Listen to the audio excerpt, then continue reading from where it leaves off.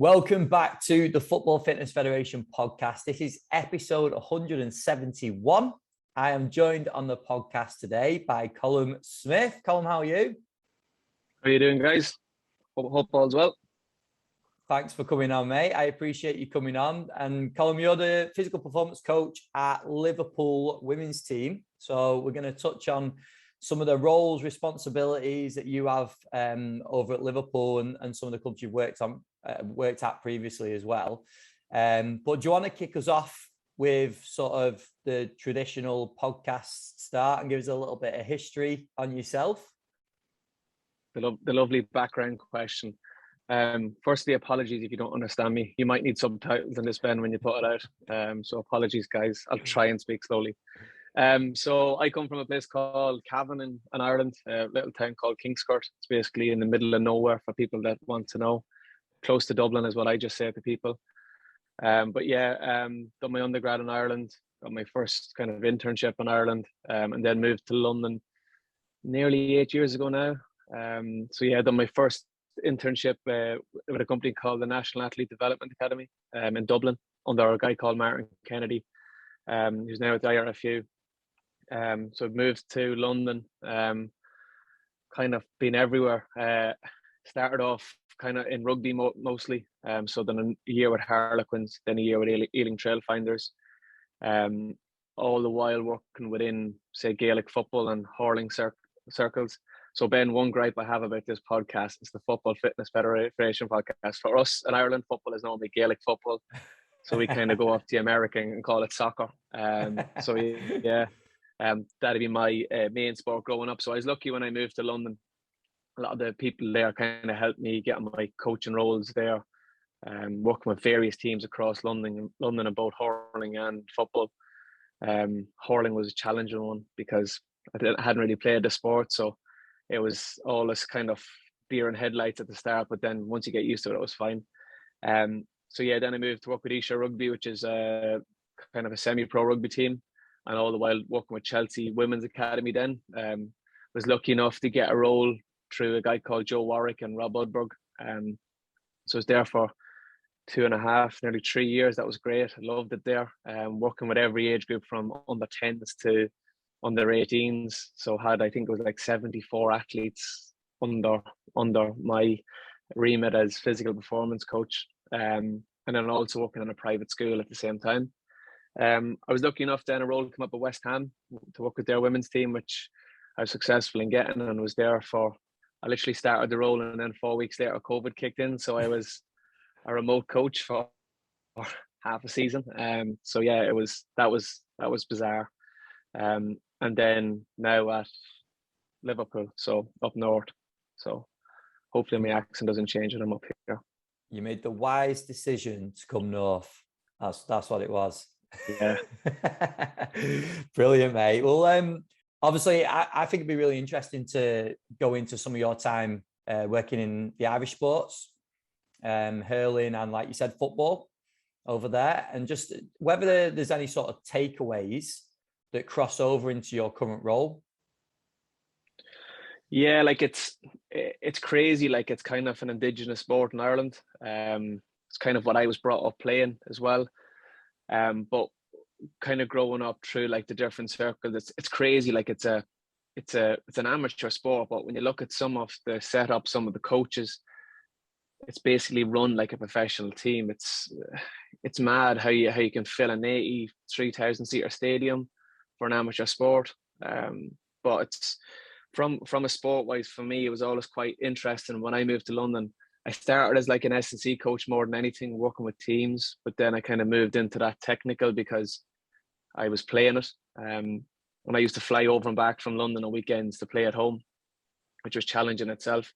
But as a technical coach, you kind of step back a lot of the time and look at your practices and kind of learn off coaches as such. And I think that's a massive thing that coaches don't do enough of, is learn from the technical coach, learn from the medical team.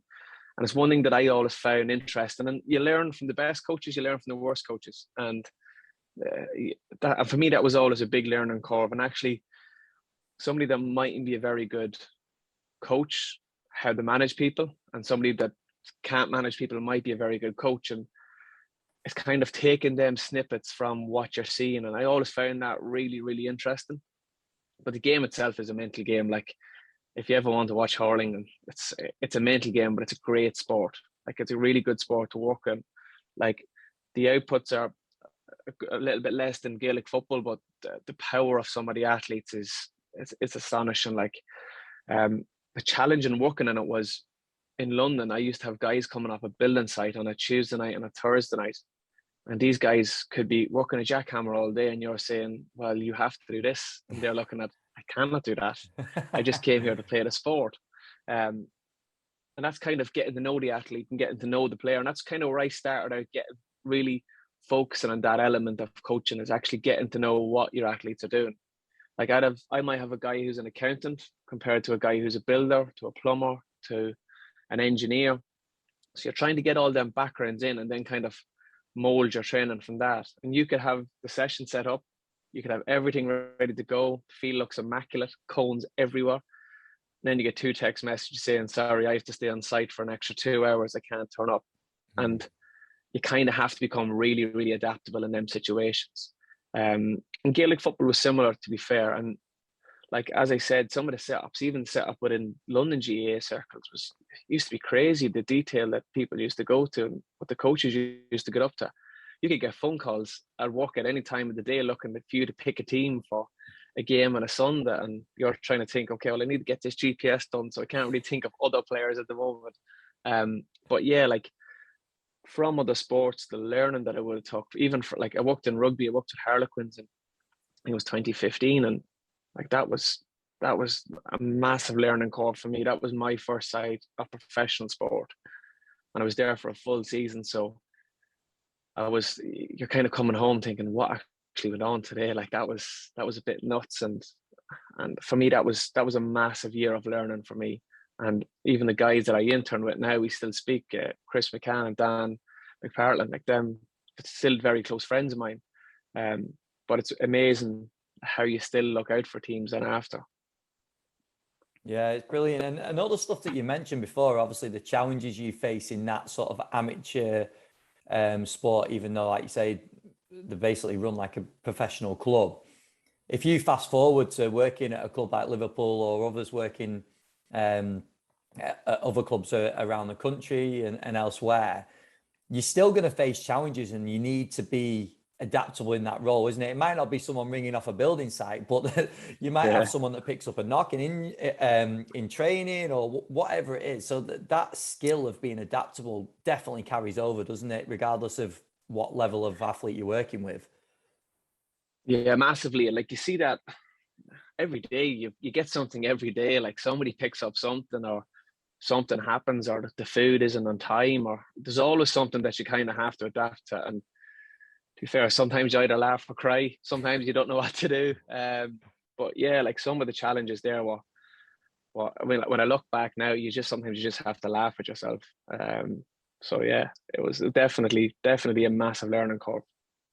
And then what about, because I spoke about a few people about this who've worked in both sports, from when the transition from rugby to football, was there any sort of big takeaways from that? Obviously, seeing how rugby worked, which essentially is quite different to football in terms of the preparation.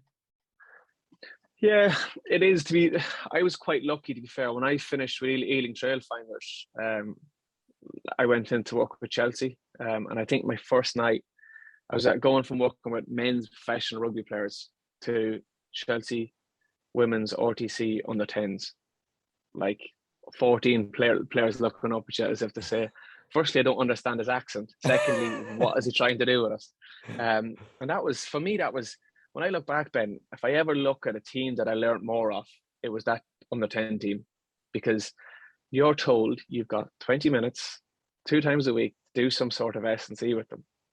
And these girls used to be hilarious. It was the bit of the week that I used to look forward to the most, because you get into work with these girls. You have no, like, movement wise for them. We when I started first, I was like, okay, well, what do we actually do with them? And you're working on the fundamentals. You're doing these different games and stuff like that, but you kind of really have to become adaptable. like really adaptable. And it's similar to that. We had girls coming from all over London, all over Surrey, all over Kent, coming from everywhere around the M25. So, and it was that start of the session bit that I had. So somebody might be on time, so you have to kind of fit them in as well.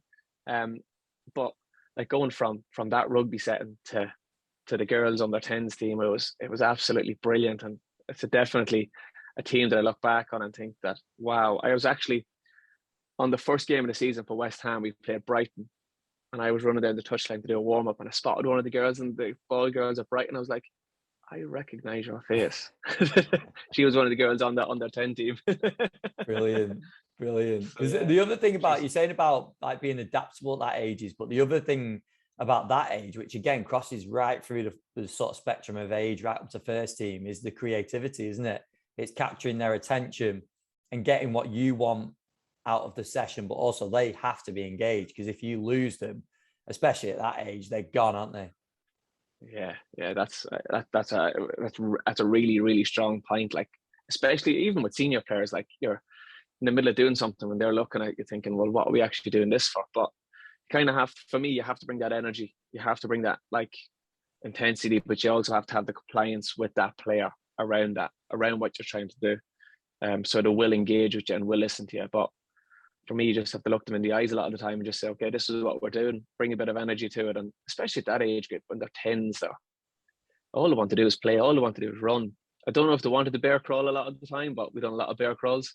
But yeah, that was for me, that was probably the biggest learning curve I've had within football, and that transition from rugby. From a format wise, I think rugby taught me a lot, especially within the weight room.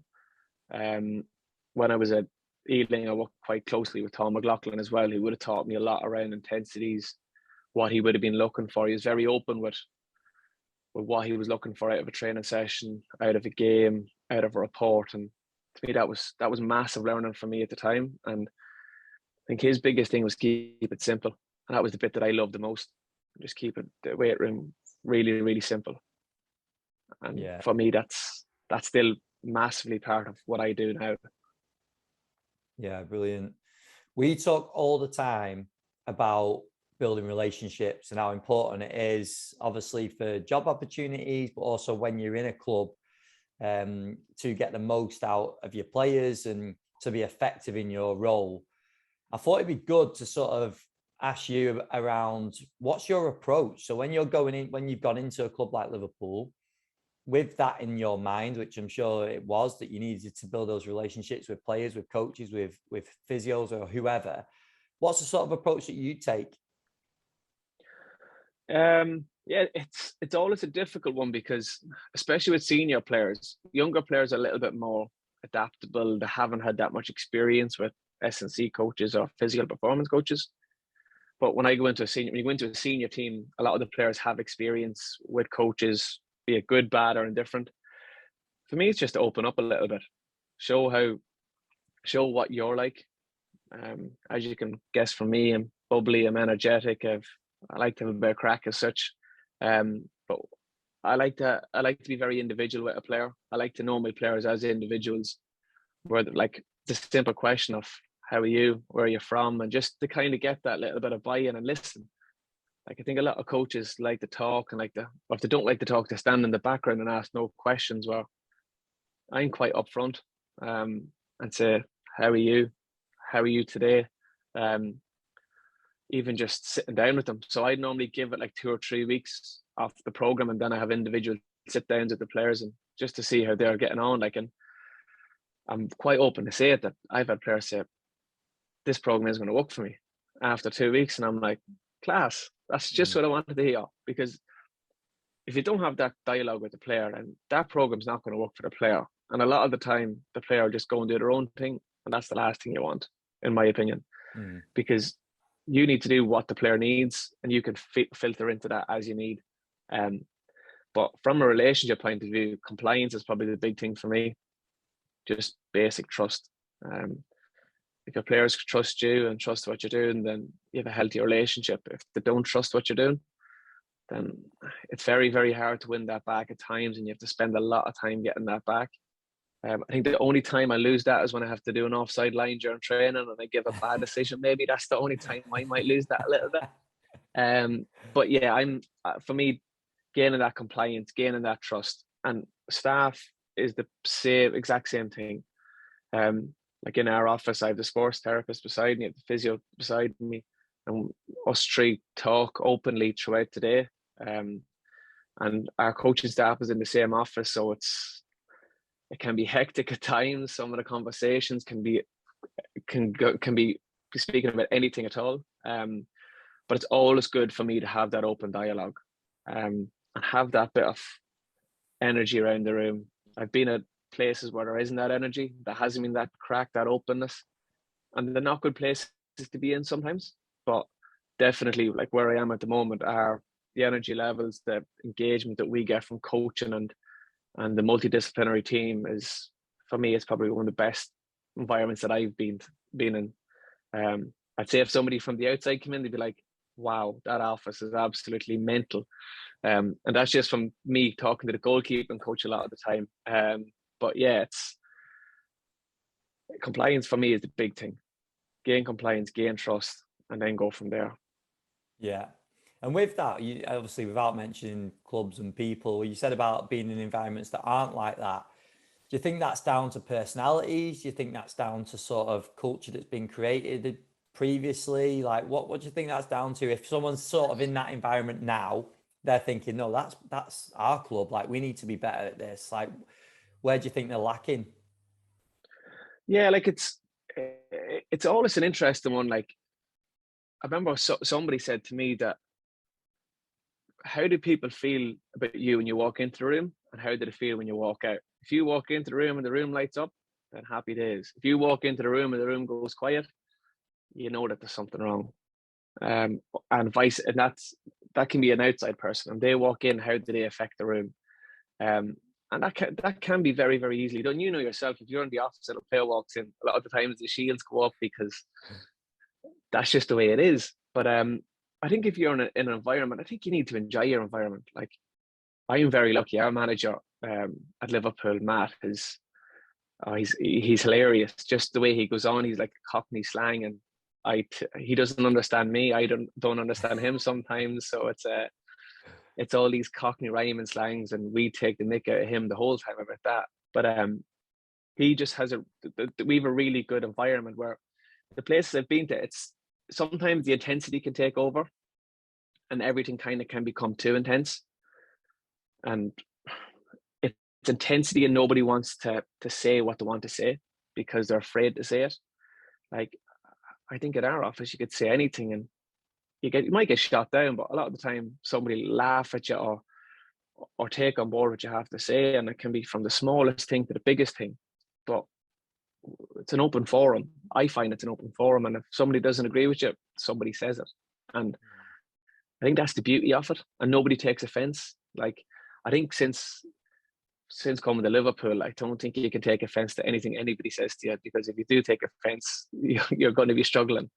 I'm not sure if that's a northern thing, so I'm leaving that up for debate. But that's one thing that I love, that if it's out of the room, it doesn't leave the room. Where some environments, it leaves the room, and then you're picking up pieces for ages after that. I'm sure anyone that's listening to this, if there's anyone that came to our Salford meeting, Damien Hughes spoke about banter, and he was basically saying that if we're talking about banter, it's people's way of being like a dickhead, I think he said. But then I questioned him on it, and I just said, like, at every club, there's going to be an element of that. So where does it cross the line? And basically his point on it was, like, to be in an environment like yours, where it can be really open, like you can have a laugh with other people, they'll have a laugh with you. Like, that's quite even. When it does cross the line is when it's at someone's expense, where it's the same person or the same thing that's being brought up all the time. But I think it's an important point, isn't it? Because like we've all used banter. We know that banter is a phrase that gets knocked around, and especially in a changing room. And I think there is a place for it. But I agree with Damien in the fact that there can be a point where it does cross over as well, can't it? Yeah, massively. Like, I think if you walk into our office, just between me and the goalkeeper, I think the goalkeeping coach, we drive everybody else in the office mad, because we kind of go at each other a lot of the time. And if you're caught in the crossfire, that best of luck to you. But I think with that, you kind of have to be able to take it. I think that if somebody can't take it, don't bother engaging, because I'm quite thick-skinned. If somebody says something to me, I'm quite thick-skinned with it, and I think it's one area for me that I find a strength with me, and that if a player looks to have that I can give it back. And like, as an S&C coach, as soon as the music comes on in the gym, somebody's going to get slated by me. It can be good, it can be bad, it can be indifferent. They're going to get some sort of a comment. But you have to be able to take it as well. And I know it's a hard thing to say, but just don't take it too seriously. Like, it's very, very simple. But don't overstep the mark. Read the room, probably a lot of the time. If the room's quiet, stay quiet. yeah, it's true. We couldn't talk without talking about working with female players, because I think it's a really important area. And I know you've had exposure to working with male athletes and female athletes. So I think it'd be important to go into your work with a female player, because I know we have a lot of listeners that work with female players as well. So just firstly, like the sort of any of the main differences that you feel that you see that affects your practice from working from males to females? Yeah, like for me, a female athlete, there is a difference. First and foremost, physiologically there is a difference, but it's going back to knowing the athlete and what affects that athlete. Like menstrual cycle, if somebody's affected badly in phase 1 or pre-menstrual or pre-coming on menstruation, then you should know that as a coach working with female players, and being able to read that within the player. The player comes in and the low energy levels, and they might say, Colm, just so you know, this is where I'm at. You can take that into consideration. And I'm lucky the manager's worked in female sport a long time. I can go in and say, just so you know, this is how she's feeling, just to take that into consideration. And to be honest with you, every player is different. Every player is different in the symptoms they get, how they feel. The coordination could be off. They mightn't feel well. They might have low energy levels. But it's just speaking to the player and actually having that open dialogue. From a training load point of view, I think female footballers prefer the gym a lot more. I think they really see the importance of it, true risk of injury to them, or they've seen it in the past and they want to stay on top of things. Now, there is players who don't like doing prehab as such. Some of the players are, like, we've got players who could spend 40 minutes prepping themselves for sessions and doing all they need to do. And I'm very lucky at the medical team that I work with. Like Chris and Hina are brilliant with that, and they'll help players, and we'll devise prehab players for every player that we have, and working on the weaknesses that we can say. If it's an injury history thing, that we can work on that in prehab, or if it's something that we feel that they need to work on physically, we can dose it during prehab. But we got really good buy-in off the players on that. So we structure it so the players have their individual time, and in that they'll do their individual programs. Now, you might look in the corner and somebody's doing keep you up with a tennis ball, but 2 minutes later they can be doing their balance work. But I think with the female athlete, they are a lot more aware, I find, and they're very diligent with the strength stuff. Like, we've got girls who are doing two strength sessions a week in a power session, because that's how they feel their body will work best. And I think, no disrespect to the male athlete, but the female athlete asks a lot more questions sometimes and wants more information. Like, a lot of the girls, I get a text on a Sunday night after the game, Colin, can I have my GPS for today, please? Or can I know my numbers for the week and what was my jump scores? And I get them messages. You can get that messages at any time of the day. And for me, that's fantastic. Sometimes it's hard to switch off, but like, it's great that a player wants to know where they're at and will ask them questions. But yeah, I think the big thing with female athletes is the menstrual cycle, and it is a shame that there's not a lot of research around it, and it is kind of a mixed area. But I think as a coach, if you're working with female athletes, get to know your athletes, get to know their symptoms, get to know their contingency plans. How did they tackle that? And if they've had it before, what have you done previously? If you haven't had it before, let's get a contingency plan. And it's having that open dialogue with them. And be authentic with them. Like, ask them. Just don't pass it off, because it is a massive area, and it can affect their performance. Like, I know there is mixed studies on it, and does it affect your performance? It might affect 5% of somebody's performance, but that 5% is massive when at the end of the day. So yeah, for me, it is just get to know what they do and how they move, and then go off that. Be individual. Don't treat them as a generic person. Try and be as individual as possible with them, because they could be on contraception, they might not be on contraception. So it's how do you deal with that? So yeah, it is, for me. It is different. Like, I'm not saying the male athlete is easy, not on any way, shape, or form. The male athlete definitely isn't easy. I think my wife will attest to that. I still call myself an athlete. So yeah, I think it is. There is a difference, but at the same time, just know your athlete. And when you've mentioned before about the attitude towards strength training and the sort of priority that the majority of female players put behind it, we've talked about this before on the podcast, and I think it's definitely seems to be true, like as an overall statement. Why do you think that is? Why do you think women are prioritizing it? They see the importance behind it, whereas some, and this is obviously talking very broadly now, but some some male players don't.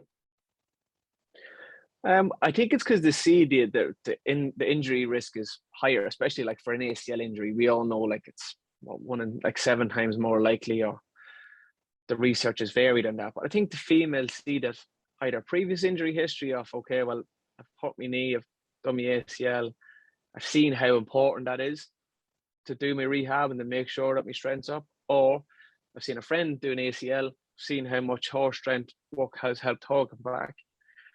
And for me, I think they're just a little bit more aware of that, and more aware that they need the strength. Especially like we, from working in basically in senior sport, I think a lot of them come across more knee pain, might necessarily be an ACL, might be a little like tendon problems, and they see that, okay, well, if I load that before I go on the pitch, or if I load it after, that it's helping the problem. And I think a lot of the time, I know for us at Liverpool, we get a lot of buy-in from that.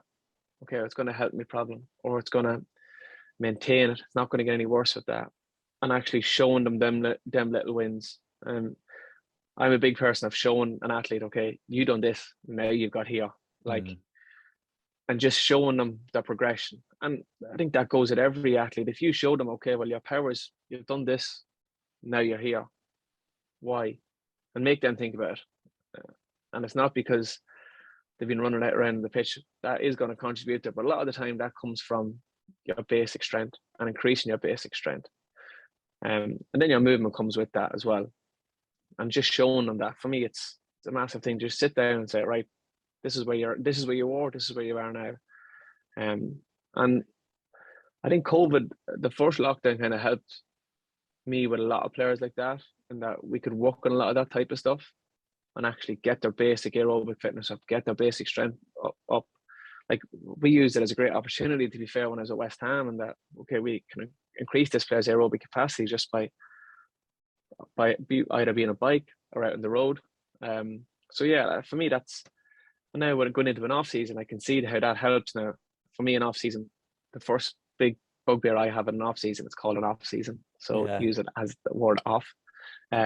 So yeah, I think from a gym perspective and from a strength perspective, I think the girls are a little bit more aware, probably due to previous injury or seeing previous injuries. So that'd be my big takeaway on that one normally. And can we go into a bit of structure on the week for the first team in terms of the gym work, mainly in terms of what that actually looks like? Yeah, so for us, our days vary in times, to be honest with you, on report times. But we normally come in, we have our prehab. A lot of our girls will do some work in their prehab around their individual needs. If you have an Achilles problem, you'll do some calf raise isometrics, and just hold in that position. Our sports therapist, Chris Underwood, Hina, like, they're brilliant at programming that alongside me and helping with that. And we kind of go off a lot of Alex Natera's work within the AFL and within Aspire. He's like, some of his stuff is unbelievable with that, and some of the benefits I've seen to some of that stuff has been exceptional. Now, if a player doesn't need that, they can go and do the balance stuff. I'd see a lot of kind of hip mobility issues. So we do a good bit of hip mobility with players who need that. If somebody's got knee tendon problems, they'll do a lot of isometrics around the leg press, wall sits, eccentric, single leg squats. And then we kind of go into our activation, our proprioception, and then out on the grass. Then when they come in after, they can have an upper body split or a lower body split. And then some of them will also do an additional power session. So the upper body could be Tuesday match day +2, lower body could be match day -4, and then the power stuff is normally match day -2. Some people do power primers and match day -1. I'm completely honest with you, my players don't like that because they don't want to feel sore for a game. So do I go off what science says and say, okay, let's do this match day -1? Well, my players don't like it. So at the end of the day, it's them taking the pitch, it's not me. So you kind of have to pull your neck in a little bit sometimes in that. And a lot of people disagree with that, but for me, you say it to the player and see how you get on. That's kind of the way we structure our gym. Our gym sessions are really, really basic. Upper bodies, push, pull, and then we do some trunk work. Along with, we start with med ball work, med ball slams. Can't do med ball slam. If they want to do, they can do a hang clean. Lower body wise, it's normally some sort of plyos to start with, some sort of reactive work. Then into squat pattern, can't do a squat pattern, trap bar deadlift or leg press. Then just into accessory stuff as well.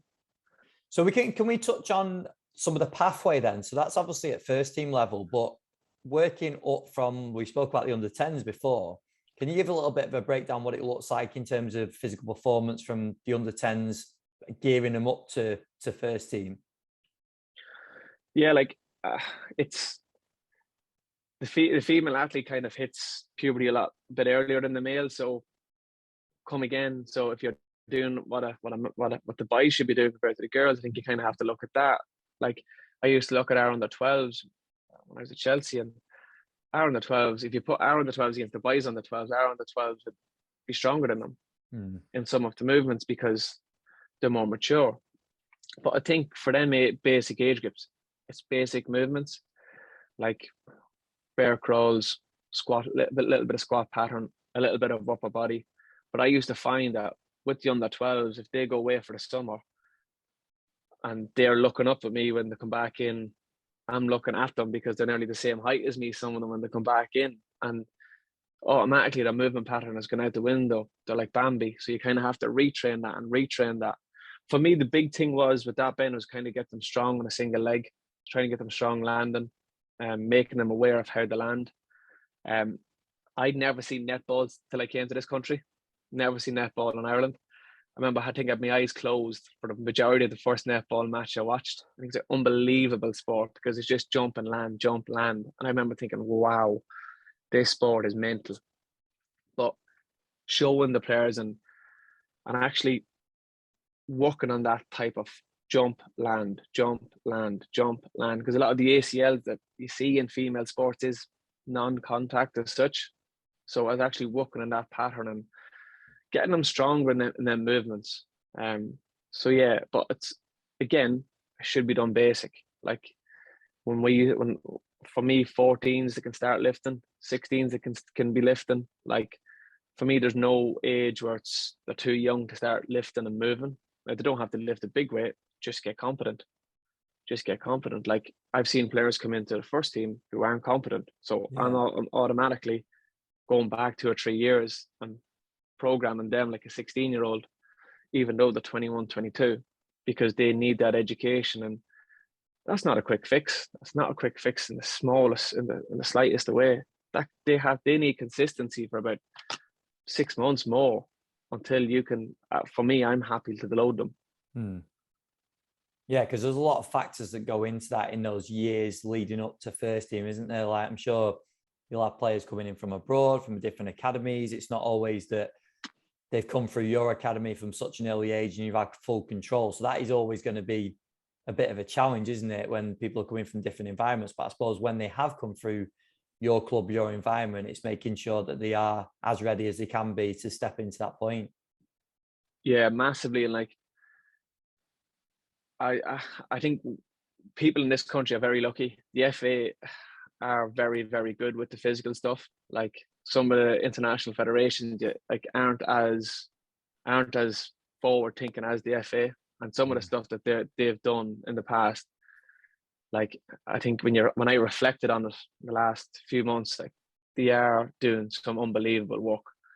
And like for me, some of the coaches in there are fantastic coaches, and I tell people to reach out to them coaches, and if you're working in a club, get what them coaches are looking at. And like say for example, Ruth Waghorn, for example, like she's a fantastic coach. Conversation with her the other day about two of the players that we have within the England pathway, and like you come away thinking, yeah, that's definitely right. And the help that a coach like Ruth can give me is massive, because it's a different pair of eyes for me and two athletes that I'd see 3 times a week. But yeah, to be fair, the FA are very good with that. Now I've had players come in from different countries with no lifting background, and your first day of pre-season, and you're trying to program for somebody who's competent, and then you might have to say, all right, give me 10 minutes and then I'll work with you. And you could spend 75% of that gym session working with that person who needs it. And then the 25 with the rest of the team, that's a team of 20 players. So for me, it's very important, that competency coming into a first team. Yeah, definitely. And what's the next sort of step in terms of that pathway? Because I know we had a little chat before we started recording about working on that and improving the sort of pathway at the club. Like, what's the next step for you, especially sitting in the role that you're in? Yeah, like I'm quite new to the role that I'm in, so I'm looking forward to getting involved in that. I'll be speaking to the 21s S&C, Stephen Colm. He's fantastic at what he does as well. He just finished a PhD, and like some of the work that they're trying to do now at the moment, and just kind of layer that. So when they come into the first team, like I'd see the first team players that come into us, and I'm looking at them in the gym and I'm smiling because I'm thinking, yes. So for me, it's always a different coach, but I think sometimes within the industry, and I think everybody's can be a victim of it, is like help coaches through the pathways. Don't say, oh my God, they're coming up to us, they're not fit to move. Like speak to the coach and see, okay, what are they good at and what can they improve when they come up to us? I think that's a massive thing. Like I think a lot of the time we spend time on the fence. Okay, an academy players coming up to the first team, what are they going to be like? Speak to the S&C coach at the academy, see what they're like, get their take on the athlete. And it's a massive help when you know what's coming into you. I try and speak to other coaches before I receive a player as well, like strength coaches. So say if we have a player coming from a different country who's worked with a strength coach, actually speak to that coach and say, okay, well, what am I working with? What are they good at? What do they need? And the international federations are normally quite good at that, and touching base with the S&C coaches there. So yeah. Brilliant. No, that's quality. I think we've covered some good stuff there. We'll move it on to the quick fire on the end of the podcast. So just a few little questions for you. First one being, who are some of the biggest influences on your career so far? Oh, I think if I said my wife, if I didn't say my wife, I'd be killed first.